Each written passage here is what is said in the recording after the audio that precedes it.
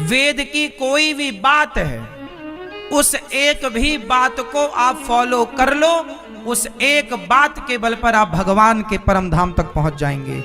ये उस ऋचा का, हर ऋचा भगवान तक पहुंचा सकती है। मतलब वेद कहता है कि मातृदेवो भव, एक बात ये हो गई। वेद कहता है पितृदेवो भव, एक बात ये हो गई। वेद कहता है आज अतिथि देवो भव, एक बात ये हो गई। वेद कहता है आचार्य देवो भव। मैं एक सैंपल उदाहरण के तौर पर जरा सी बात बताऊं, पूरी आप समझ लेना। अब देखो, मातृदेवो भव, कोई बेटा अपनी माँ की सेवा करे और कुछ ना करे, ना मंदिर जाए, ना पूजा करे, ना कीर्तन करे, ना आरती करे, ना दान करे, ना पुण्य करे, ना जप करे, ना तप करे, ना तीर्थ करे, ना व्रत करे, ना एकादशी करे, ना द्वादशी करे, ना फला कर, कुछ नहीं करता, केवल माँ की सेवा करता है। माँ के, उसने वेद के वचन मान लिया, मातृदेव, मैं माँ की सेवा करूंगा, केवल माँ की सेवा करता है सच्चे मन से, श्रद्धा से। अब बताओ वो भगवान तक पहुंच जाएगा कि नहीं? बोलो।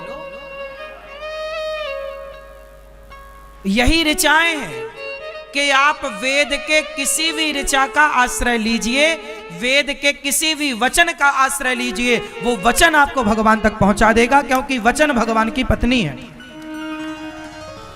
16,108 ये वेद पढ़ो, उपनिषद पढ़ो, इनका ज्ञान लो, ज्ञान लेकर फॉलो कर लो, वो ज्ञान आपको वहां पहुंचाएगा। चलो, एक दूसरा बेटा है, वो अपने बाप की सेवा करता है, ना मंदिर जाए, ना जप करे, ना तप का, कुछ नहीं करना, ना मंदिर, ना बिहारी जी, ना जमाना, ना गंगा स्नान, ना तीर्थ यात्रा, ना दान, ना पुण्य, कुछ नहीं, लेकिन बाप की सेवा करता है, केवल बाप की आज्ञा का पालन, बाप की सेवा करता है, बाप के पांव धोकर पीता है, बाप के सो जाने के बाद सोता है, बाप के जागने के पहले जाग जाए, और बाप की बिस्तर में बाप है तो उसका मलमूत्र साफ करना, कपड़ा पहनाना, सारी। अब बताओ वो बाप की सेवा के बल पर भगवान तक पहुंच जाएगा कि नहीं? ईश्वर तक कहीं से भी आप पहुंच सकते हैं, पर डूब जाइए उसमें। अब वेद का तीसरा वाक्य है कि अतिथि देवो भव, आपके द्वार पर जो अतिथि आता है, आप उनकी सेवा भगवान मानकर करते हैं। आप कोई यज्ञ जब तब मंदिर इत्यादि नहीं जाते, लेकिन अतिथियों को भगवान मानकर सेवा करते हैं, तो आप अतिथि की सेवा के बल पर भगवान को पालेंगे। आप आचार्य देवो भव, आप कुछ नहीं करते पर गुरु की सेवा करते हैं, तो आप गुरु की सेवा, आप कोई मंदिर पूजा पाठ नहीं करते पर गुरु जी की सेवा करते हैं, तो गुरु के सेवा के बल पर आप भगवान को प्राप्त कर सकते हैं। मतलब वेद का कोई भी एक वचन ले लीजिए, समाज की सेवा।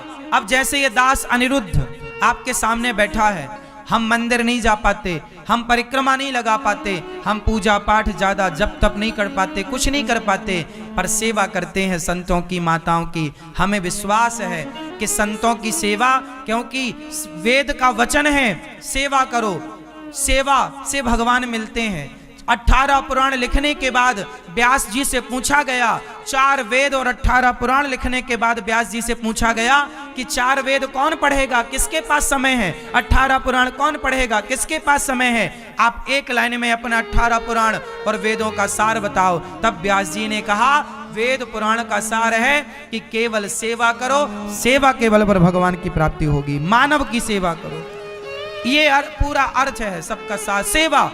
तो 18 पुराण 4 वेदों का सार है मानव जाति की, जीव मात्र की, दीन दुखियों की सेवा। और ये दास अनिरुद्ध केवल सेवा करता है। इस सेवा के बल पर मुझे विश्वास है कि जब भगवान मिलेंगे, इस सेवा के बल पर भगवान मिल जाएंगे।